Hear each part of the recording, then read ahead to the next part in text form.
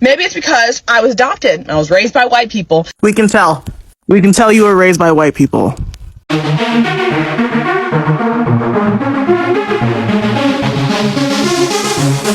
Oh, so fabulous. Hi guys, welcome back to the channel once again. It's your girl Dumebi. If this is your first time coming across my channel, you're welcome. I do hope you decide to subscribe.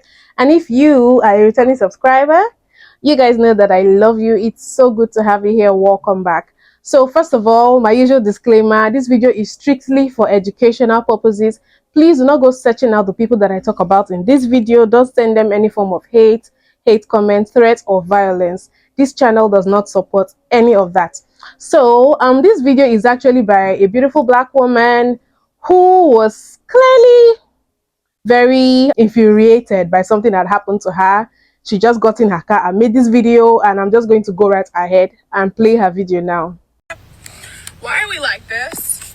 Why are we like this? If you look like me, if we have the same skin color, let me know why we're like this. It is 8:51. I was supposed to have a hair appointment at 9. I was supposed to get braids. And what happened? I paid my deposit because that's what you asked. You wanted me to come with my hair washed? Well, I was like, oh, I'll pay extra for you to wash my hair. Because nowadays, all these new age hairstylists, they don't want to wash or dry your hair. That's why I'm coming to you. I'm coming to you for a service, for you to do a full service, not for me to help you halfway, okay? If I'm going to pay you money, I need you to do it all. Anyways, it's 8:52. I have messaged her all night and all morning. Where are you? Oh, I'm home based. Where is that? Give me your address. Why is it so hard for us as a people to be professional? Maybe it's because I was adopted and I was raised by white people, and I saw organizations like, oh, you show up to an appointment on time and you get served on time. You don't have to sit 35 minutes, 45 minutes in a chair. Or once you're in that chair, for your hairstylist to go work on 4 different people. Why is it so hard? But that's okay. You know what? I am going to learn how to do my own hair, because being reliant, like, I'm doing my own hair, okay? That's what I'm going to start doing. I'm going to learn, because holy God. So yeah, after watching that video, you can understand that she had booked a hair appointment, and the person who she had booked and actually even paid a deposit to had kind of like disappointed her, did not send the address and all of that. So yeah, she was frustrated and she made that video in the heat of the moment. But one thing that struck me is the fact that she mentioned that she was raised by palm-colored parents. In my opinion, I was like, okay, why did you have to say that? I didn't think it was necessary for her to have said that, but obviously she said it because it's something that she's proud of, and she used it to prove a point, which is that she had also been exposed to white businesses and white professionals, and they don't act unprofessional. And that is a direct contrast to what the black professionals that she has interacted with have exhibited. Like, okay, white people are more professional, but the black people are not professional. That's basically how I interpret, you know, that part of what she said. Anyway, before I go right into what I think, let me just go right ahead and play people's responses to her, because of course you know that people responded. People came for her. Why is it so hard for us as a... Well, hello there. Girl, did you say us as a people? How you know what the we doing? You was raised by white people, as you so proudly stated. You think we unprofessional and they professional? Tell you what, why don't you go sit in that chair so they can think about how they don't want to do this colored nappy shit and then proceed to fuck shit up. They'll be professional though.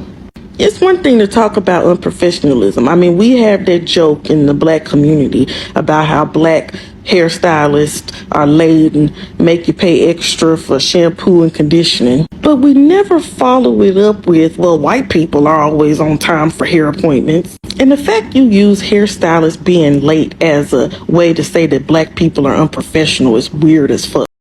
You know black people work at other jobs, right? And by the way, they still calling you a nigga. Why are we like this? See, I knew we was in trouble when she said, why are we like this? Because who's we? I have a real problem with people that conflate blackness with automatic unprofessionalism, as if there are 0 professional establishments here in the United States that offer good service and also happen to be black owned. See, the problem is a lot of people just don't want to part with the money. So instead, you want to go to unlicensed establishments where things are run in a subpar fashion, and then want to also act shocked when you get subpar treatment or subpar service. And don't get me wrong, I'm not excusing the behavior of the stylist in question because that is shady and she should get her money back. It rubs me the wrong way. The way that she chose to deliver it as if every time somebody chooses to support a Black business, there's automatically going to be something wrong because there's intrinsically something wrong with Black-owned businesses. That type of thinking is very destructive, very belittling, and very condescending to a lot of us because I happen to be in cosmetology school right now and pride myself in giving people the best possible service that I can. And I'm also Black. So I don't know if it's the whitewashing or the internalized self-hate or what it might be, but do better, sis. This is not going to cut it. But why is it so hard? You have to stop this narrative that Black-owned businesses are somehow less professional. In fact, let me go somewhere. This idea that Black people just aren't as professional or that their business aren't run as professionally is dangerous. Especially when you consider how many Black-owned restaurants, barbershops, salons, Black contractors, Black handymen, people who have been pillar stones of their communities, filling in gaps where white businesses often don't. It seems very insulting to make this implication that we as a people just aren't as capable of moving as professionally, especially when you consider what happens when white businesses run unsuccessfully. Sure, a poorly run Black business might mean that your hair doesn't get done on time or in the way that you want it to, but we never caused the housing market crash. And after 2008, nobody was like, that's why you just can't let white people invest money. I'm just saying that getting online and saying that, well, maybe it's because I'm the child of two adoptive white parents that I just don't understand why you Black people can't act professionally. You could see how that could come across as, a little funny. Just further adding to this idea that Black people aren't allowed to be individuals and must answer for the actions of every single Black person ever, whereas white people can destroy entire economies and just chill on it. Anyhow, this wasn't a super educational video. That video just made me mad. People to be professional. Maybe it's because Now, obviously, it's very rare when it's a situation where you can apply something to all people. Now, with that being said, I think the Black community has a lot to improve on when it comes to business professionalism. I had a barber that showed up more than 20 minutes late 3 times before I said anything to him. I was trying to be nice and give him some chances. The 4th time he did it, I said, hey, could I get a discount maybe since you showed up 40 minutes late?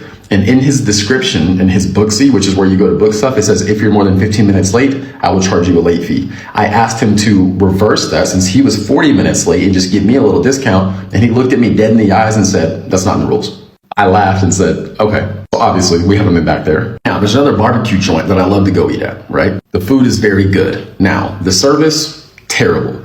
The environment, terrible. Tables are dirty. There's flies flying around. They don't take care of anything in there. Every time I go in there, I have to clean off my own table. Well, not every time, 90% of the time. The bathrooms are nasty. They don't clean the bathrooms. They don't clean the tables. They barely mop the floors.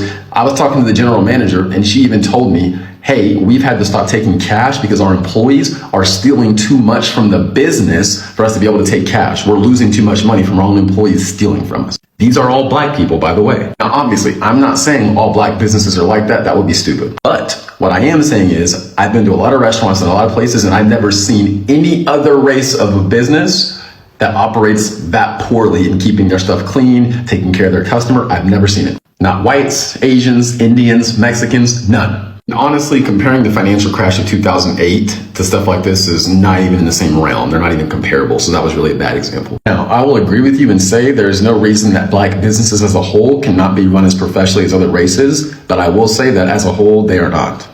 why are we like this? If you look like me, It's not a why are we like this thing. It's about you not doing your full research on sending this person money when you didn't even have an address in the first place.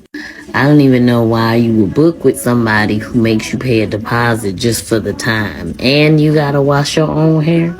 You can go to the beauty shop for all that. I don't remember ever having to pay no deposit just to make an appointment because you in there all day long. What, they do service faster? I mean, I'm assuming so because they don't gotta wash and blow dry your hair. So I think you just got scammed and you mad. Why are we like this? White people, please, if you're going to adopt black children, do us all a favor. Stop raising anti-black adults like this young lady in the video. Her first rant was about an appointment that she made with a braider. The braider required a deposit and she paid it and she didn't get the address for the place. That braider may not have sent the address. Maybe they don't have an automated system. Maybe they were busy doing hair. Who knows? She did state that she texted and tried to contact the braider all night and all day. And I will tell you, as a business professional, that is annoying and it does not help me get to you faster, especially if I'm actually standing behind the chair braiding somebody's hair. Because if you were in the chair, no matter what I was doing on my phone, you would be offended if I'm holding my phone and responding or calling or whatever, because you may not know if I'm texting. You just know that I'm not braiding your hair, right? Okay. And those automated systems that give responses as soon as you text or whatever, they cost money. The websites that you can book on, they cost money. And this is from a person who has put in the money. I have a full website. I have a full booking system. I pretty much always have, because I don't like playing on the phone with people, and especially people like this. Let me talk a little bit more about people like this. Her attitude and way of approaching this situation is very, very, very much so like a white woman, okay? My job all day long is to teach white women how to take care of their black kids' hair, and that means I have to do business with them. And let me tell you, despite what the United States has made us to believe, they are not, they should not be the bar for professionalism, because the things they come up with, for instance, emailing me about a coupon code that's explicitly expired, demanding that they still get the discounts, emailing me about the class that they enrolled in and had 365 days to complete, but decided on the 363rd day to log in and try to do it, and now they want more time. Or they'll log in on the 366th day and wonder why they can't get into this class and be very upset, even though all the parameters are set out plain view on the website. For some reason, white culture and white women seem to believe that no matter what, they always have the right. They have the right to anything. They can demand anything. And this young lady is exhibiting that, okay? All black stylists are not unprofessional. Although there are some challenges within our community that makes it hard for us to execute business the exact same way that you may have gotten at a white salon. And I can tell you, they are not super professional. I used to work in white salons. So yeah, I understand everything everybody in those stitches said, and I understand the sentiments. But now, I'm not the kind of person that basically just looks on the surface. I like to dig deeper. If you guys watch me on this channel, you know. So I went to her page and I found out that yes, she was raised by palm colored people. As a matter of fact, she's actually married to one. Her husband is palm colored and all of that. So one thing about someone that is raised by palm colored people, that just kind of prepares your mind for the fact that that person is going to be culturally white, right? They are very likely going to think like white people, and sometimes there's a sort of anti-blackness that comes with that. I'm not saying in every situation, but it is definitely a thing that happens. But in her defense, when I went through her videos, I kind of followed up on that particular situation that she was talking about in that first video, and she made subsequent follow-up videos. She made a part 2, part 3, and all of that. And when I watched those other videos, I kind of understood where her frustration was coming from, and I understood why she almost like generalized black businesses to be unprofessional. Now, I'm not excusing it. I'm just saying that she had several run-ins with different hair braiders, and then she narrated them in those follow-up videos. So let me just go right ahead and play her videos. Update on my freaky Facebook scam artist hair braider. No, I did not get my hair braided that day, but I can let you read the messages. To preface, my normal stylist was busy. I looked into all these other well-known hairstylists and they were all booked up for the next 2 months. So I was like, okay, I just need someone like quick and easy for this weekend. So I went on to Facebook, just looking for recommendations from people that I knew. And I didn't even know I was friends with this girl. Okay. So she reached out to me, said, hey, do you need someone to do your hair? I was like, yes, I want some braids. And so then I moved this conversation over to Instagram because I'm just not on Facebook a lot. I messaged her, I'm like, can you do this? Where are you located? Oh, I'm in Greensboro. Okay, I do weddings and makeup and all that. And I said, okay, cool. We go into more detail about the hair. She said it's going to be $165 and was asking when she was available. And I know that's cheap. And so I was like, okay, all right. That was my first mistake. Are you available Saturday at 9? She said, yes, she was available. We were having a good conversation. That's why I was like, okay, this is going to be really good. So she said, oh, can I make some TikToks? Can I have your email to confirm? I'm excited to do your hair. The deposit fee is $100. Now listen, I've had to pay deposit fees before. Normally they're like $50 or $75. So it being $100 didn't really like throw me for a loop because I'm literally used to paying deposits now because of the way people do hair. If you need to cancel, the deposit is refundable. Because she told me the deposit was refundable, I was like, okay, this should be fine. This was on Thursday, I think, mind you. So we went over more money things. I tried to send her payment. It didn't go through on her end. I was like, okay, maybe it's because you're not in my phone because sometimes, you know, Cash App will like bring back some money if you don't know the person, and I should have taken that then, but we'll get back to that later. On Thursday, we officially made the appointment. I was waiting for this email confirmation, and if I didn't get it, I was just going to ask her for it again. On Friday, I messaged her, what is your address? Are you home based? I could not find an email from you. Said this on Friday. She liked it. Yes, I'm home based. Have you sent your email? I have sent her my email twice now. And she asked me for an additional $35 for the hair. I was asleep when she tried to call me, so I didn't answer. I sent her my email. The morning comes and I tried to message her, and because she hasn't sent me the address, I'm like, I don't know where I am going. At this point, I went about my day. I was getting my nails done. I'm like, you know what? Let me message her again. I said, I want a refund. She says, I will send you a refund, but why didn't you come? Are you kidding? I literally said, you didn't send me an address. I messaged you all night and all morning. But let's remember, she said, I will send you a refund. I don't know what's going on with the glitch. I'm sorry. She said, you can come now and I'll resend the confirmation if needed. I didn't get an email. What's your email address? If you want to come now, it's a $25 rescheduling fee.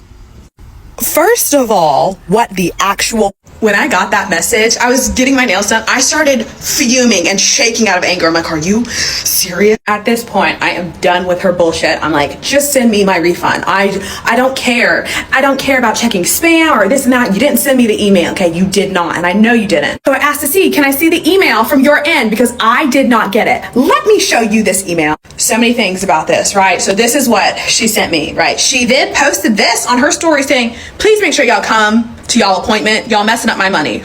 Number one, I should sue your ass for defamation because my name's right there. And I think I'm legally within my rights. Somebody will let me know if I am. Number two, messing up your money. You've already stolen $135 from me. Seems like you're doing fine, babe. Plus that email, that looks shady as fuck. And she had literally said the night before, oh, send me your email. Like, it's just a whole thing. She said, I copied and pasted it. I asked you for your email twice. I sent it to you twice. I just want my refund. So at this point, she has said she will give me a refund. And now she's saying the only option is for me to do your hair. The only option. How are you going to go from, I will refund you, I'll send you your money back, to the only option? Oh. So I sent her a screenshot of her bio, which says refundable deposit. And then I said, I sent you an extra $35. The deposit is only refundable until the day of. You have all week to cancel. How did I have all week to cancel when you literally the day before asked me for my email to officially send me the confirmation? It was Wednesday when you originally texted me. Bitch, you hit me up on Facebook first. What the? It's Saturday, boo. Boo. I just showed you I sent the confirmation, boo. If she calls me boo again, I swear to God. You're confused? No, honey, I'm confused. I just showed you that I didn't get it. Did you want to reschedule or just refund the $35? Check spam, check all that. I screenshotted her, you didn't send me the shit. Just want my money back. So she obviously never answered me. So I called my bank. I spoke with Pam. Shout out to you, Pam. They are sending me a new debit card. They are disputing this charge. So I had to send them literally all of those screenshots. And the reason I have not exposed this girl yet is because I was going to blackmail her with this. But you know, if I get my money back from the bank, then I will. No, when I get my money back from the bank, I will expose you. I gave you an opportunity and you were absolutely so rude. So I'm just gonna make sure that you never braid hair in North Carolina again. Oh, I can tell you about this other stylist I went to a couple years, like it was 3 years ago. Let me show you. I think her name is like Odie did it, like who did your hair. This was in 2020, and you can read the message. We were talking about butterfly locks. She said, is 10 a.m. fine? I said, yes. Where are you located? Send me your address, this and that. Like, I should have known to never do an Instagram hairstylist again. I said, see you tomorrow at 10. This is at 10 a.m. What's your room number or letter? You are in an apartment building, yes? Hey, hun, I still have to grab your hair. I honestly thought you were getting the half until I scrolled through the convo. Are you able to come back a little later, like 12? 12 is not a little later. That is 2 hours. I, mind you, have driven an hour to come to you. Only saying 12 because I'm getting in the shower and then I have to Uber to the beauty supply to get the hair. And I was like, I think I had a trip the next day. So I was like, okay, I guess I'll freaking wait until 12. What am I going to do for 2 hours? I think I went to Barnes & Noble or something. I don't know. So then I messaged her at 11:45. What is your apartment letter? Hey, I haven't even left yet. I'm waiting on my grandma. I'll maybe have to refund you. You maybe have to refund me? No, go ahead and refund me. Thank you. And then there was another one, and it was absolutely the worst day of my life. I drove to Charlotte for this girl, and I cannot remember her name. I'm going to try to find her information. I found her on TikTok. Again, I guess that was my fault. I'm stupid. For microlinks, I have 4C hair, so I know that you have to like have been getting perms for a long time, and I've been natural for a long time. So I show up for my appointment. I arrive early because I arrive early. Everybody's just looking at me when I walk in. I was like, okay, this is weird. So 15 minutes go by and someone's like, do you have an appointment? I was like, yes, I have an appointment. Like, what the heck? Then they make me wait 30 minutes before somebody gets to me. All right, fine. Then somebody comes and they wash my hair and we're talking, we're vibing, we're doing great. I later found out though, she's not a hairstylist. She's like, oh, I used to. I went to beauty school or whatever, but now I'm a stripper. I'm like, okay, that's fun, whatever. So she's washing my hair and it's fine, it's great, blow dries it out. Then I go and I sit in the main stylist hair. This is a salon full of people. Okay? She starts like applying more heat to my hair and she goes, what did you put in your hair? I'm like, what the heck are you talking about? She's like, this just seems really odd, like what you do. I'm like, I put some oil in it at home, I just do the regular things. She asked the girl who washed my hair, did you shampoo and condition her hair? She goes, oh no, I only conditioned it. You only so they wash me again, blow dry me again, and when they're blow drying it, I can tell my hair is just messed up. It burnt off all my hair and I left looking like George Washington. So you guys can see, yeah, obviously she had like experience upon experience of black braiders disappointing her and acting unprofessional and stuff like that. Yes, we can understand. So that kind of made me kind of see where she was coming from by saying, in quotes, black businesses. Because when I watched her first video, I won't lie that I got defensive. I'm like, okay, why would you just make that bracket statement? Like, is it all black businesses that are unprofessional, black braiders that are unprofessional? But because she had like several experiences, that was why she made that statement. Now, I'm not justifying it. I'm just saying that it's understandable why a person like that could make such a statement.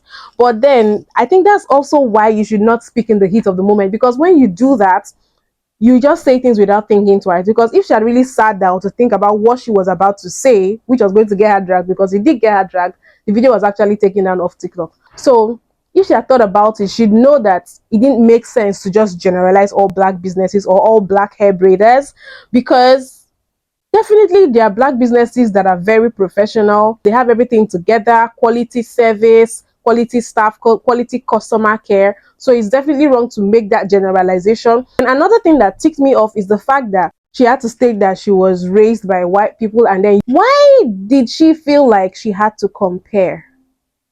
So why was there a direct comparison between black owned businesses and palm colored owned businesses?